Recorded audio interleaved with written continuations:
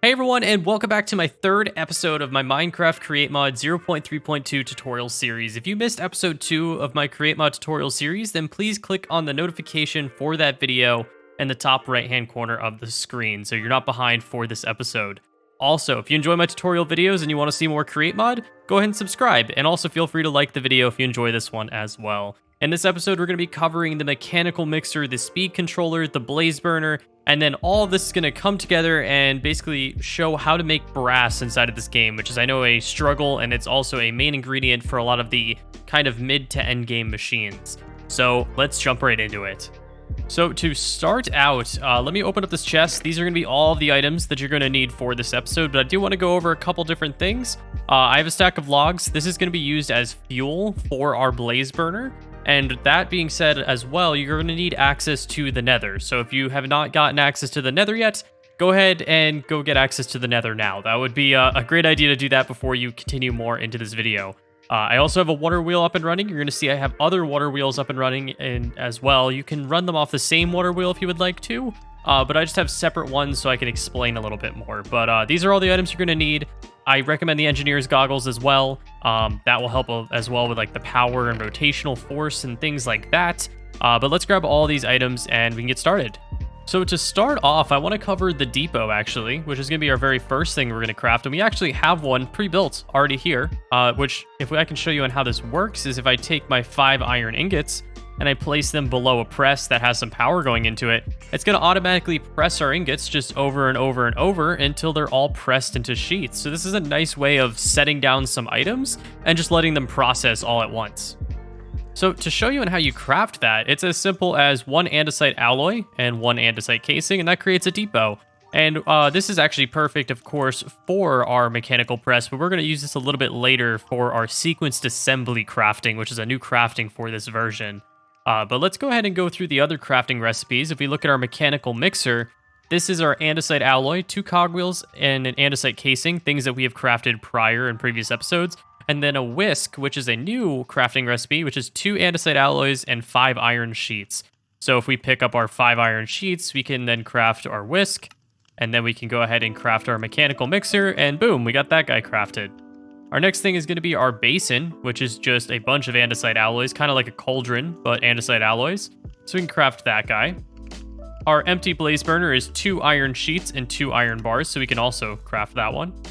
And then this is where it's going to come in and get a little confusing. Our rotation speed controller needs 2 shafts, a brass casing, so we need brass, and it needs precision mechanisms, which is a whole other thing of sequenced assembly, which I'm going to show off in a minute. But our deployer, if we click on this, is also a little bit more of a complicated recipe. It's 2 cogwheels, an andesite casing, a brass hand, which needs a bunch of brass sheets, and an electron tube. So an electron tube is made of polished rose quartz, a redstone torch, and an iron nugget. Polished rose quartz is either with this deploying kind of side of things, or it's with sandpaper polishing, which is when you have sandpaper and you polish rose quartz. Now, what's rose quartz? That is a bunch of redstone and a piece of nether quartz. So I'm going to walk you through on how to make one of these. It's not that hard. It looks way more difficult than it is. So you're going to go ahead and place your redstone down, your nether quartz, and then you're going to grab a piece of paper and a piece of sand and craft sandpaper. Put sandpaper in your offhand, hold out your rose quartz, and then just eat it. And it turns into polished rose quartz. Ta-da! Look at that. And then you're just going to take that, redstone torch, iron nugget, and we have our electron tube. And of course, we can't finish this recipe or the rotation speed controller until we get some brass. But to start out, I want to go ahead and show you on how we can set up our mixer. So let's start out by going over to one of our water wheels that we have constructed, and I'm going to show you on how it is built. So we have a water wheel placed just like our old design. It comes out to a shaft, then a large cogwheel, and then a small cogwheel. And we're going to go ahead and place down a vertical gearbox against that. Then we're going to place a small cogwheel right on top, so it's spinning as well. And then we're just going to place a mechanical mixer off the side. And if you've done this correctly, it'll be turning at 128 stress units, which you can see if you have your engineer's goggles on.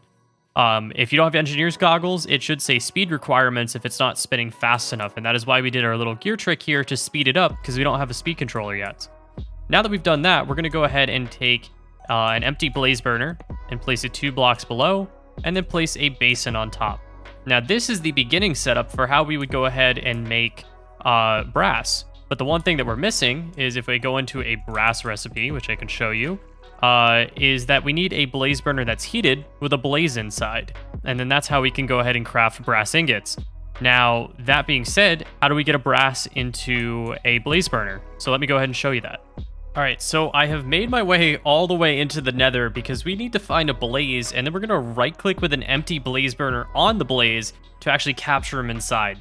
A lot easier said than done. Watch me die a couple times doing this, but that's all we have to do. So there's actually a blaze spawner right up ahead, so I'm gonna run over there and go grab one, hopefully without dying. We'll see how easy that becomes. But we just need one of them to spawn, if it'll spawn. Keep in mind, set your game mode to easy, forgot about that, or something, and then just right click.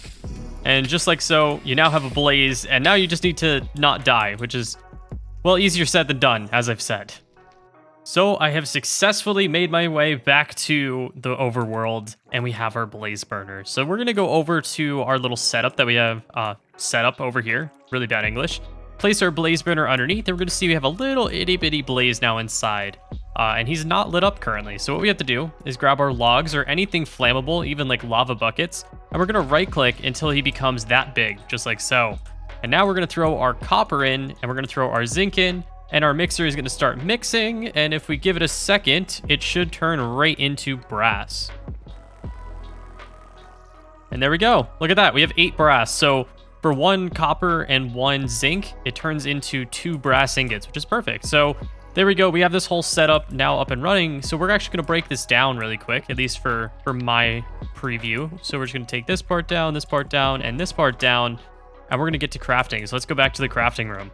So as you may remember, for our deployer, we need 4 brass sheets. So that's all that is just taking 4 brass ingots and pressing them. So we'll put them there to go ahead and get pressed. And we're making a deployer because we're going to need to do the sequenced assembly in order to get this rotation speed controller up and running, which is going to allow us to change the speed of machines, as I showed in episode 2. So once we do this, we're going to let this all press out. It should go ahead and make a hand for us. There we go. And we'll just pick these brass sheets up. We'll go ahead and click on the hand. It's 4 brass sheets and an andesite alloy. Turns into a brass hand. And if we click on the deployer, we now have our deployer up and running. Now, with this, we're also going to need to make some brass casings while we're here, which is another 2 brass sheets. So we'll go ahead and take 2, put them down, and they can get pressed into there. And then a brass casing is 6 planks, 1 log, and those 2 brass sheets. So not too expensive, exactly the same as like andesite casings, but of course brass.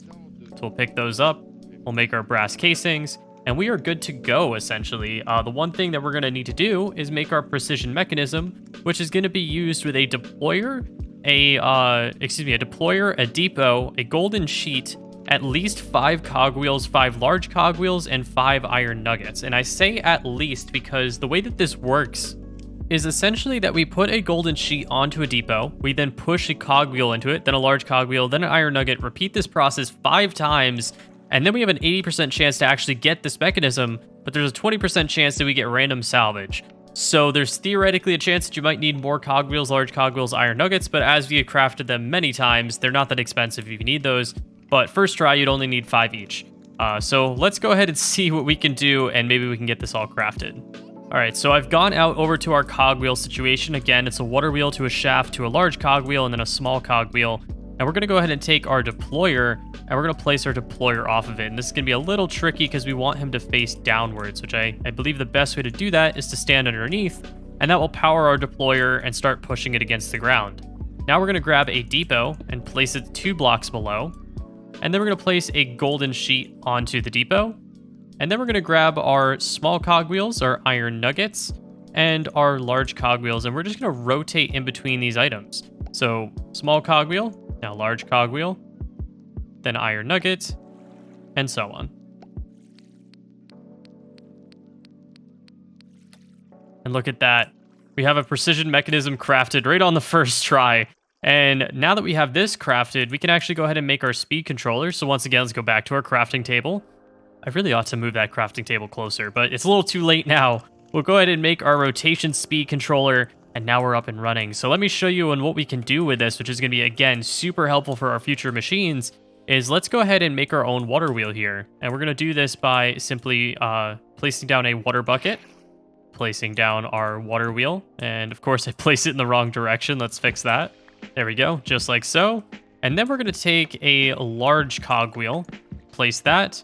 Then we're going to place a rotation speed controller underneath of that, so you see it connects to this large cogwheel. Then we're going to place a shaft, then a vertical gearbox, and then we're going to do a, let's do a shaft and then a small cogwheel, our our mechanical mixer, and then we're going to do our basin and then our blaze burner. Now right here, it's going to say speed requirements, and all we have to do is just up this thing. So actually, as soon as it goes to 32 RPMs, it's perfectly fine. It actually needs at least 30 RPMs to work, but we can crank this up to 48 and even 64, and then 80, it's going to break it. But we can crank it all the way up to 64 to actually allow things to process faster, which is perfect. And we can actually use this now to efficiently get andesite alloys and efficiently craft other different objects, all without having to set up too many things in the future. So this has set us in the right direction, that we now have our sequenced assembly up and running, we have a mixer up and running with a blaze burner, and we now have a mechanical press as well up and running. So we are good to go. A quick note before I end this video though is that you can inverse this process in the sense that you can connect this speed controller via a shaft into the side and then just output the power through a large cogwheel. But one key thing to realize is if I place shafts off of this large cogwheel, they are not affected by this number. It goes through the system and then outputs the opposite direction. So you can see it's spinning at 64 RPMs here, but not 64 RPMs here. I really hope you guys enjoyed this video. I know it might not seem like you've accomplished a lot. There's not a lot going on, but I'm telling you that we have now just built a ton of the foundational machines that are going to allow us to automate a ton of things in the future. And we're even going to dive into a whole other route of machines, such as making it so we have automatic farms and things along those lines. So if that sounds interesting to you, definitely feel free to like and subscribe, and definitely feel free to check out my other 2 videos that have just been listed onto the screen. But other than that, thank you guys so much for watching this video, and I will see you guys all in the next one.